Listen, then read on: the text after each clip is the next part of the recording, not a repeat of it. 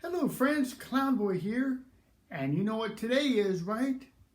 That's right, it's Storybook Saturday! And I'm very excited to tell you tonight's story. I've been looking forward to this all week. This is a steampunk story. Now if you don't know what steampunk is, that's okay. It's a whole movement filled with music and movies, video games, fashion, all sorts of really cool things, and it's something I'm kind of into as well, as you might be able to tell.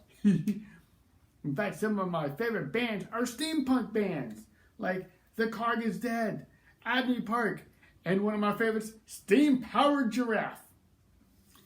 So tonight's story is about an automaton. That's a fancy word for robot. And this automaton is an explorer for Her Majesty, the Queen.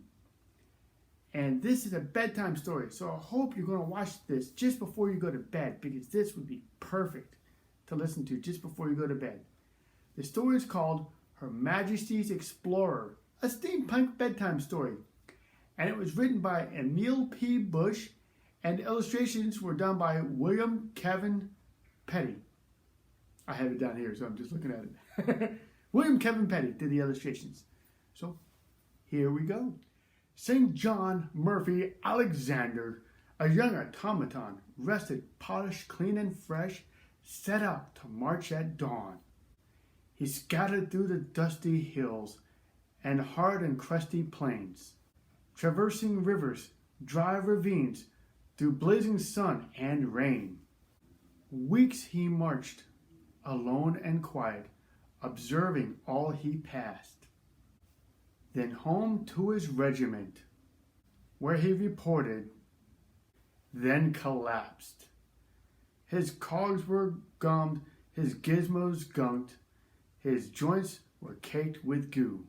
Some fuel, a bath, a night's recharge, and you will be good as new. St. John took the doc's commands and stumbled toward the mess, for a sip of oil and a nosh of grease to sate him, more or less. Stars lit the path as St. John's trudged the distance to his billet. He dumped pebbles from each boot, and his boiler he did fill it. The bed invited, warm and soft, to jump in he was tempted. But rules and regulations said no sleep until he tended to the cleaning of his kit, his feet, and uniform. So he stored his pack, sprayed his toes, and sewed up what was torn. He stitched a button on his shirt and deftly shined his boot. He swabbled away the dust and grime and sat alone and mute. When clothes and gears were set to right, then St. John groomed his tin. He wiped his eyes, unscrewed his ears, and found a bug within. He brushed the grime from round his mouth and filled a water tub. He slid his faceplate from its strut and gave his cogs a scrub.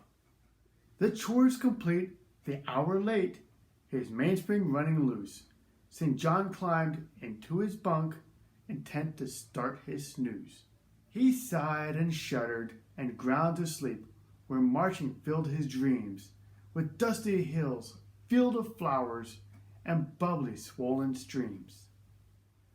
When morning comes, St. John will rise, and once again be keen to go out exploring near and far for country, cause, and queen.